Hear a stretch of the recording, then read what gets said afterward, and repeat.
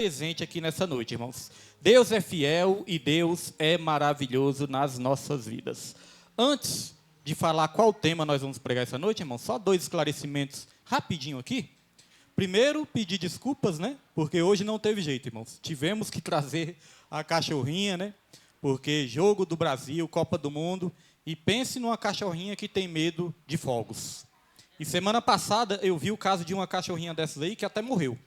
Morreu depois que teve a queima de fogos, né? Morreu ali do coração.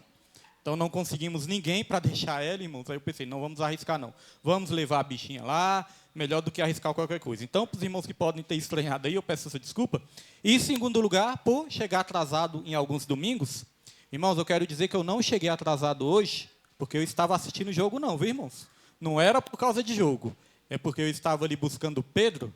Mas, graças a Deus, foi o último domingo que nós chegamos atrasados ali por causa desse motivo, né? O Pedro já está ajeitando ali outras direções e cremos que Deus vai nos dar a vitória em nome de Jesus. Quero convidar toda a igreja para nós abrirmos a palavra do Senhor no Evangelho segundo escreveu Marcos, capítulo 12, versículo 30 e 31. Evangelho segundo escreveu Marcos, capítulo 12, versículo 30 e 31. Nós vamos estar aqui ministrando sobre o tema, né, sobre o lema deste ministério, sobre o lema dessa igreja, amar a Deus acima de todas as coisas e amar ao seu próximo como a nós mesmos.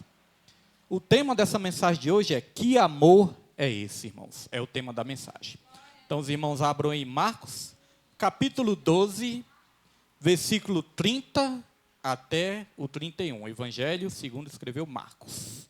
E quem achou, e fique à vontade para glorificar o nome do Senhor nessa noite, irmãos, porque Deus é fiel e é glória que sobe, é glória que desce nas nossas vidas, na nossa família, no nosso trabalho, na nossa área emocional, espiritual, financeira. Deus, Ele derrama bênçãos em todas as áreas das nossas vidas. A palavra de Deus diz: aqui os discípulos estavam ali fazendo uma pergunta para Jesus. Os discípulos perguntaram: mestre, qual é o maior de todos os mandamentos? Aí Jesus, ele resumiu, né? Ele deu aqui um mandamento que se divide em 2. Jesus, ele respondeu: o mais importante é este: ouça, Israel, o Senhor, o nosso Deus, é o único Senhor. Ame ao Senhor, o seu Deus, com todo o seu coração, com toda a sua alma e com todo o seu entendimento e com todas as suas forças. O segundo é este: ame ao seu próximo como a você mesmo. Não existe mandamento maior do que estes. Amém? Os irmãos podem se sentar em nome de Jesus Cristo com o coração agradecido ao nosso Deus, porque Ele é fiel nas nossas vidas. Irmãos, hoje é dia de fazer memória do nosso Senhor e Salvador Jesus Cristo. Eu creio que hoje foi um dia que muitos pastores ficaram preocupados. A questão do jogo, né? Quando eu estava indo ali para a Ceilândia, eu vi ali 2 igrejas abertas, na mesma hora do jogo, né? Às 19 horas, quando o jogo estava acabando ali. Vi 2 igrejas abertas, além da nossa. Aí eu já deu até um alívio. Falei, graças a Deus não foi só eu que não adiei o culto, né? Teve outras igrejas aí também. E uma coisa me chamou a atenção. Um dos pastores, eu não sei se era pastor, se era obreiro, estava ali de terno e gravata, estava ali na porta da igreja. A igreja ainda, irmãos, quando eu olhei assim para dentro, eu não vi ninguém dentro ainda da igreja, tinha ninguém. Só era o pastor ou o obreiro que estava ali na porta da igreja, na frente da igreja. E ele com as mãos cruzadas, né? Com as mãos cruzadas, e olhando para um lado e para o outro. Olhando para cima e olhando para baixo, olhando. E aí, na mesma hora, eu já sei o que estava passando na cabeça deste pastor, na cabeça deste obreiro. Nima, é melhor você ficar com ela agora. E aí eu sei o que estava passando na cabeça deste pastor e na cabeça deste obreiro. Porque nós que estamos na frente da obra, nós sabemos o que esses pastores têm sofrido, o que esses pastores têm sentido também. As lutas desses pastores para manter as portas abertas das igrejas. Porque muitas vidas já não querem mais. Muitas vidas não querem buscar a Deus de todo o coração. Aqui fala que nós temos que amar a Deus com toda a nossa alma, com todo o nosso entendimento, com todo o nosso coração e com todas as nossas forças. Então não é pouca coisa que Deus pede. Não é pouca coisa que Deus exige, não. Então eu sei das lutas que muitos pastores estão enfrentando também. E o que estava passando na cabeça deste pastor, desse obreiro? Eu creio que ele estava pensando, meu Deus, será que as vidas vão vir? Será que as vidas vão chegar? E olha para cima, e olha para baixo. Quantas vezes eu já me peguei assim também, olhando para ver se os irmãos vinham. Quantas vezes obreiros que estão na porta também olham para um lado, olham para o outro, para ver quem vem e quem não vem. Então, irmãos, hoje nós vamos falar do amor. Hoje nós vamos falar do amor de Deus. Porque este mandamento é que nós amemos a Deus de todo o coração e ao nosso próximo. Mas quando nós temos que fazer uma comparação, o que é o verdadeiro amor, nós não podemos tomar por base o nosso amor. Sabe por quê? Porque o nosso amor é falho, o nosso amor é condicional, o nosso amor, ele é limitado. Mas o amor de Deus, ele é perfeito, ele não falha e ele é ilimitado. Tem um louvor que diz isso, né? O teu amor não falha. Tem outro louvor também que diz, que amor é este? Então nós vamos falar deste amor, irmãos. Porque imagine só, Deus nos deu um mandamento que parece um mandamento inalcançável. Você já parou para pensar nisso? Você já parou para pensar por que Deus ele nos deu um mandamento que aos nossos olhos parece inalcançável?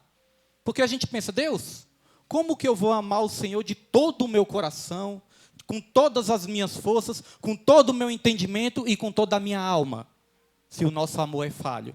Às vezes nós amamos quem nos ama, às vezes nós amamos quem nos corresponde bem, mas se a pessoa nos corresponder mal, nós já não amamos tanto, né?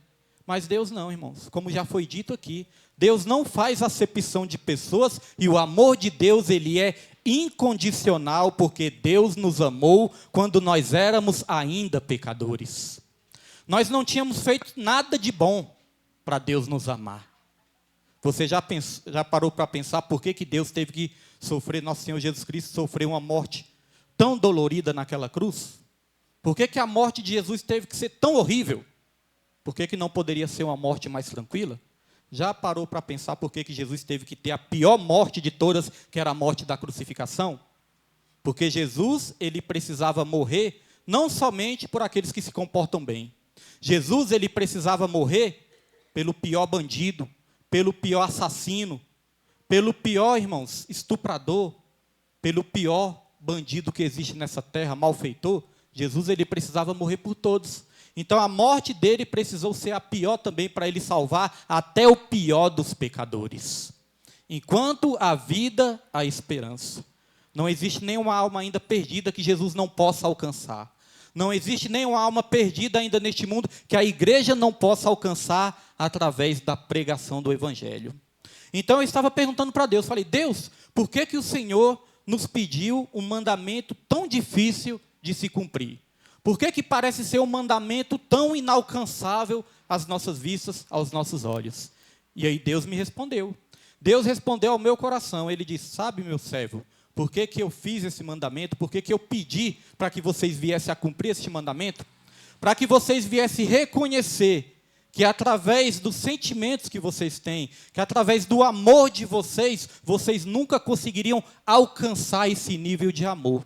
Eu fiz este mandamento para que vocês pudessem buscar este amor na fonte correta, e essa fonte é o nosso Deus, essa fonte é Jesus. A palavra de Deus fala que Deus, ele derrama o amor dele nos nossos corações através do Espírito Santo que nos foi outorgado. Então, sem Deus, sem o Espírito Santo, nós nunca vamos conseguir amar da maneira que Deus quer que a gente ame. Nós já aprendemos aqui também nos estudos, nas pregações, que o amor não é apenas um sentimento. Porque se você for esperar sentir algo para amar, muitas vezes você não vai sentir. Às vezes seu coração está endurecido, às vezes nosso coração está ali magoado, ressentido com alguma situação. Mas o amor, ele é mais do que um sentimento. O amor, ele é uma decisão. Nós temos que decidir a amar. Temos que decidir amar a Deus, temos que decidir amar o nosso próximo como a nós mesmos. Porque eu me lembro de Pedro, da história de Pedro, sempre eu me lembro dessa história. Deus, ele sabe que o nosso amor é falho. Deus, ele sabe que o nosso amor é limitado, assim como o amor de Pedro era limitado. E certa vez Jesus chegou para Pedro e disse o seguinte, Pedro, tu me amas? Conjecturando, irmãos, falando aqui com as nossas palavras, eu entendo que Jesus chegou até Pedro e falou, Pedro, você vive falando aí que me ama, que nunca vai me abandonar, que nunca vai me deixar à mercê dos meus inimigos, então quero saber de uma coisa, Pedro, tu me amas? Aí o Pedro, primeiramente, ele respondeu com um pouco de convicção, né? Senhor, eu te amo. Aí Jesus perguntou pela segunda vez, Pedro, tu me amas? Aí Pedro já não respondeu com tanta confiança. Pedro falou, Senhor, eu amo, é claro que não é esse amor todo, mas eu te amo, Senhor. Aí Jesus falou, Pedro, então cuide das minhas ovelhas, apacente as minhas ovelhas. Terceira vez Jesus perguntou, Pedro, tu me amas? Aí Pedro já olhou para Jesus um pouco mais entristecido e falou, pensou, né? Por que Jesus está me perguntando tantas vezes? Aí Pedro já não teve coragem de responder, te amo. Não, ele respondeu, Senhor, tu sabes, Senhor. E Jesus falou pela terceira vez, Pedro, apacente as minhas ovelhas. Então veja, irmãos, que Jesus ele estava ali sondando o sentimento de Pedro. Ele sabia que aquele sentimento não era perfeito, que aquele sentimento era limitado. Então Jesus estava querendo ensinar para ele, Pedro, não se baseie apenas no sentimento que você tem. Não tenha apenas um sentimento, não pense que você precisa ter apenas um sentimento de amor. Que o seu amor seja mais que um sentimento. Que o seu amor seja uma atitude. Que o seu amor seja uma decisão. Se você diz que me ama, apacente as minhas ovelhas. Então Deus está falando hoje para a igreja dele, do Senhor. Deus está falando, se vocês dizem que me amam, não fiquem só na palavra, só no sentimento. Tomem uma decisão. Façam a minha obra, estejam na minha presença. Hoje, como eu estava falando para os irmãos mais cedo, hoje é o dia que muitas igrejas foram provadas. Hoje foi o dia que muitos crentes foram provados. Porque a Bíblia fala, aonde estiver o seu tesouro, lá vai estar também o seu coração. O jogo acabou às 19 horas. Mas e se tivesse prorrogação? Será quantos crentes trocariam o momento de culto para estar assistindo o jogo, irmãos, até o jogo acabar, né? Então veja, irmãos, hoje foi uma batalha espiritual. A batalha do espírito contra a carne. O espírito querendo cultuar, o espírito querendo adorar, mas a carne querendo assistir o jogo, irmãos. E hoje o Brasil perdeu, a seleção perdeu. Mas eu quero te dizer que há mais de 2000 anos atrás teve um que venceu. E esse que venceu, venceu por mim e por você. E ele não venceu apenas para te dar uma medalha, apenas para te dar um troféu dessa terra, não. Ele venceu para te dar a coroa da vida, irmãos. Então eu fico feliz. Apesar de não estar aqui todos os congregantes, a maioria veio essa noite. Saiba de uma coisa, o seu galardão está guardado, irmãos. Porque mesmo a nossa carne muitas vezes querendo o contrário, hoje nós tomamos uma decisão. Eu disse que o amor não é apenas um sentimento, o amor é uma decisão. Jesus sabia que mesmo Pedro sendo falho, Pedro queria amar ele. E Jesus, ele não olha para as nossas qualidades. Jesus, ele olha para as nossas intenções. Ele olha para mim e para você e diz, não, meu servo, a minha serva é falho, é limitado, mas ele quer me buscar, ele quer me amar. Se ele quer me amar, eu vou derramar este amor no coração dele. Porque a palavra de Deus fala que é Deus que opera em nós, tanto o querer quanto o efetuar, conforme o poder que opera em nós, irmãos. Então, se nós precisamos deste amor, vamos pedir a Deus este amor. Porque este amor de Deus é o amor que vai nos levar para a glória. A Bíblia fala que quem tem medo não está aperfeiçoado no amor, porque o verdadeiro amor lança fora todo medo. Então o amor são atitudes também. E quem ama, praticamente, irmãos, pratica 3 atitudes principais. Quem ama, pratica 3 atitudes. A primeira atitude, irmãos, quem ama, diz que ama. Não é verdade? Como que nós vamos amar alguém sem nunca dizer eu te amo? E aí a palavra vai pegar muito de nós essa noite, né? Porque, irmãos, primeiramente para mim, né? Que estou pregando aqui. Às vezes eu fico pensando, rapaz, quanto tempo tem, às vezes, quanto tempo eu passo, às vezes, sem dizer para minha esposa que eu amo ela. Então, às vezes eu estou lá no serviço e fico me pegando disso, né? Porque lá no serviço eu estou mais assim, mais pensativo. Então, às vezes eu estou lá no serviço e eu lembro disso. Aí eu mando uma mensagem lá para ela. Às vezes, do nada, eu mando uma mensagem, eu te amo. É certo que já faz um tempinho que eu não faço isso, viu, irmãos? Vou confessar. Mas, irmãos, porque a gente vai se acostumando a viver junto, né? Conviver. E essas coisas vão se esfriando. Então, muitas vezes, estou lá no serviço, aí eu mando uma mensagem, eu te amo. Aí eu penso, acho que a mulher vai até assustar. Pensar, será que ele tem? Acho que a mulher vai até se preocupar. Meu Deus do céu, será por que ele está falando isso, né? Mas, irmãos, quem ama, diz que ama. Olha só esse versículo aqui. O Pedro quiser botar no telão também, fica à vontade. Esse versículo aqui de Jeremias 31, versículo 3. Porque como nós falamos, nós não estamos baseando no nosso amor. Nós estamos nos baseando no amor perfeito, que é o amor de Deus. Então, se é para comparar, vamos comparar o amor de Deus. Se é para usar um exemplo, um modelo, vamos usar o nosso Deus, que Ele é o nosso maior modelo. Quem ama, diz que ama. E certa vez na Bíblia, se você for olhar na Bíblia, tem várias passagens que a Bíblia fala que Deus nos ama. Mas tem uma que eu acho linda, irmãos, que é essa aí, ó, Jeremias 31, versículo 3, que diz o seguinte: o Senhor lhe apareceu no passado dizendo: eu a amei com amor eterno, com amor leal a atrair. Deus estava falando ali para Jerusalém, né? Mas isso serve para todos os crentes. Olha só que lindo. Com amor eterno eu te amei. Irmãos, o amor de Deus é eterno. Você já parou para pensar nisso? Eu entendo que Deus, Ele nos amou e Ele nos ama eternamente. Nós somos alvos do amor de Deus, irmãos, por toda a eternidade. Toda a eternidade Deus já nos amou. Porque Deus, Ele é autossuficiente. Eu entendo que quando nós não existíamos ainda, fisicamente, materialmente, nós já existíamos no coração de Deus. Quando era só o Pai, o Filho e o Espírito Santo, que o ser humano nem existia ainda, fisicamente, ele já existia no coração de Deus. Porque Deus é onisciente. Ele já sabia que chegaria um dia que Ele ia criar o homem, a imagem e semelhança dEle, e Ele iria lhe preparar tudo para abençoar o homem e para amar o homem eternamente.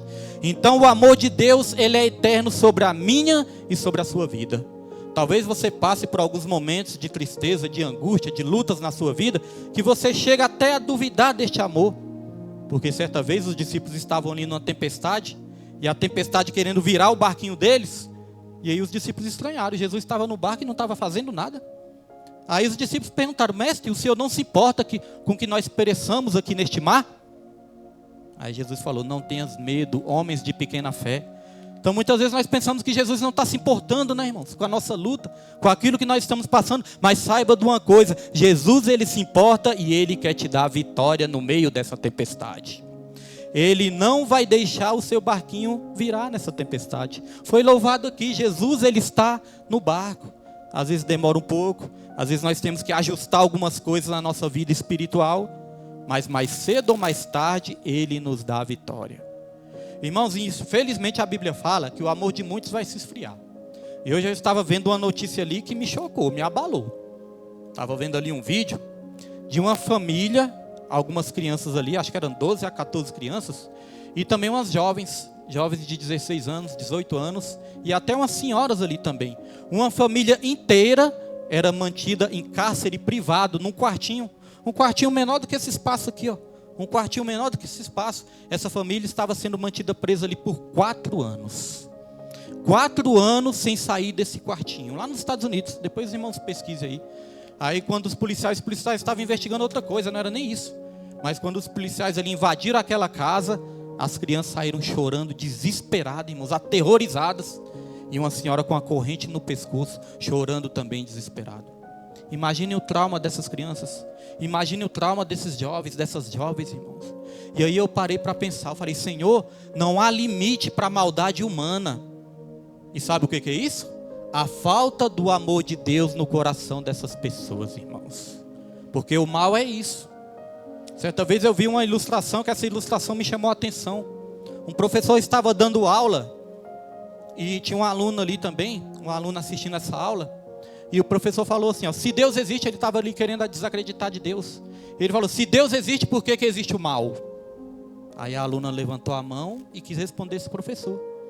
Essa aluna falou: professor, o mal não existe. Aí o professor: como assim o mal não existe? O mal está por aí, como assim o mal não existe? Aí essa aluna fez uma pergunta: professor, o frio existe? Aí o professor respondeu: claro que o frio existe, a gente sente o frio existe. Ela falou: o frio não existe. O frio é apenas a ausência do calor. Aí ela perguntou de novo: professor, a escuridão existe? As trevas existem?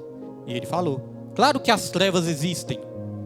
A escuridão, é claro que existe. E ela falou: professor, as trevas não existem. As trevas são apenas a ausência de luz. Aí ela falou uma última indagação. Professor, o mal também não existe. O mal é apenas a ausência do amor de Deus no coração das pessoas. E isso é o mal. A ausência do amor de Deus no coração das pessoas. Então veja o amor perfeito, irmãos. Jesus nos amou eternamente e através deste amor Ele nos atraiu. Você acha que está aqui porque quer? Você acha que está aqui apenas porque você decidiu na sua vida? É claro que nós temos o livre-arbítrio.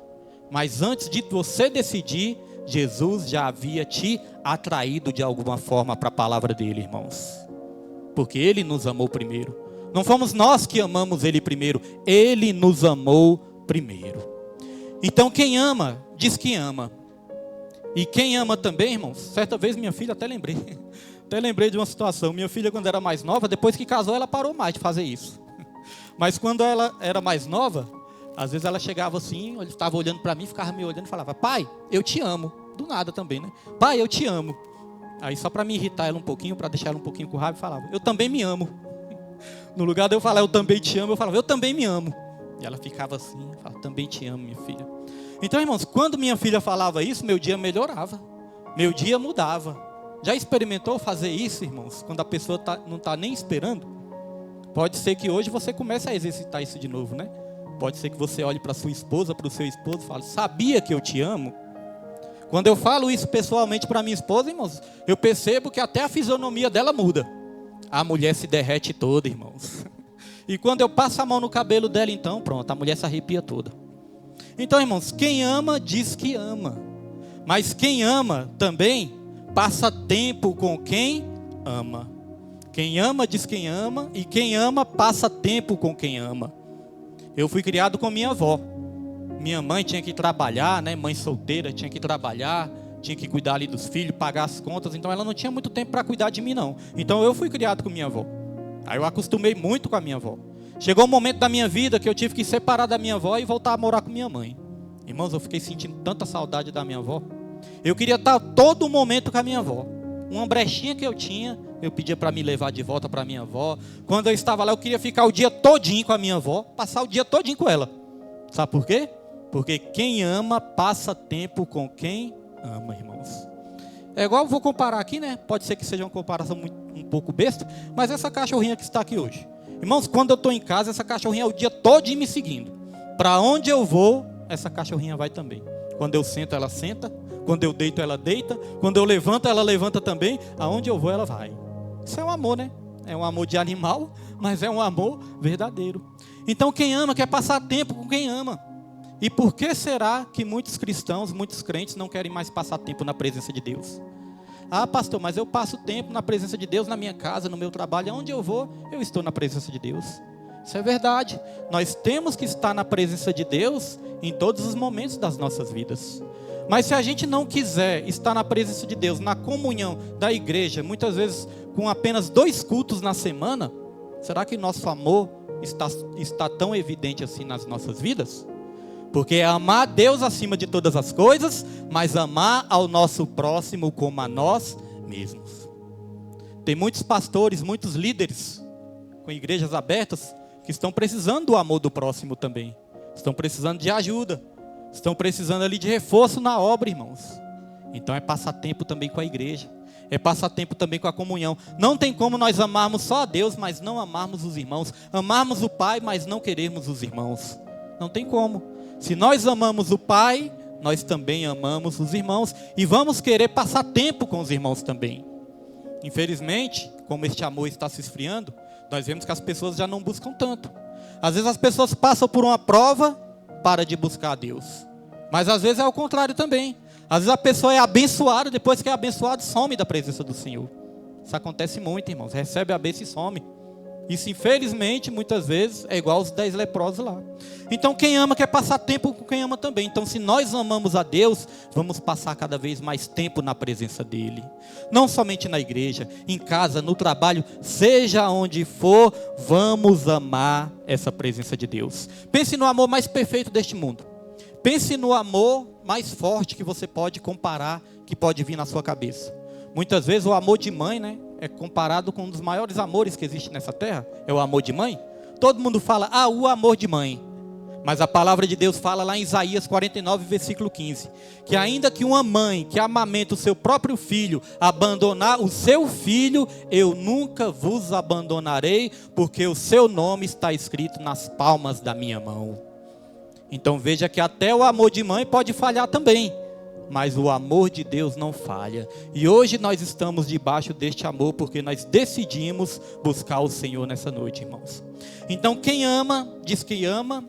Quem ama, passa tempo com quem ama. E quem ama também se doa. Quem ama, se doa. Quem ama, dá.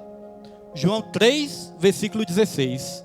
A palavra de Deus diz, porque Deus amou o mundo de tal maneira que deu o seu Filho unigênito, para que todo aquele que nele crê não pereça, mas tenha a vida eterna. Observou o segredo aí? Observou a chave espiritual?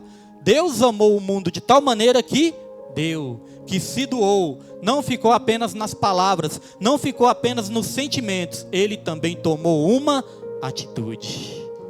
Irmãos, Deus está esperando uma atitude da igreja. Hoje milhares de pessoas ficaram tristes porque o Brasil perdeu. Mas a minha pergunta é, quem é que está ficando triste quando uma alma se perde? Hoje milhares de pessoas choraram, com os jogadores brasileiros também ficaram tristes, choraram porque o Brasil perdeu. Aí a pergunta continua, quem está chorando pelas almas que estão se perdendo neste mundo? Quando morre um familiar fora da presença de Deus, quando morre um conhecido, um amigo, de 2 semanas para cá só foi notícia esquisita, irmãos, só notícia estranha, de pessoas que, é bom até falar fora do microfone por causa das crianças, pessoas, irmãos,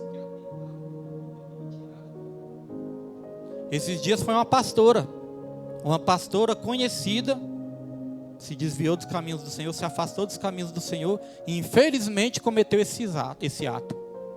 Olhei para minha esposa e falei, nossa Nilma, nós temos que orar. Nós temos que orar e agradecer muito a Deus, porque Deus ainda está nos dando forças para buscar Ele, irmãos. Então nós não podemos retroceder. É com muita gente, é com pouca gente, a igreja pode estar cheia, a igreja pode estar vazia, mas irmãos, independente de qualquer coisa, nós não podemos sair da presença de Deus. A palavra de Deus fala que ao vencedor, lá em Apocalipse, capítulo 2, diz, ao vencedor eu darei a coroa da justiça, ao vencedor eu escreverei o nome no livro da vida, ao vencedor eu não permitirei passar pelo dano da segunda morte, é o vencedor. E quem é o vencedor? O vencedor é aquele que vence a dor, e aquele que vence na dor. É perseverar até o fim, por mais que muitas vezes pareça desanimador, mas nós temos que perseverar até o fim, irmãos.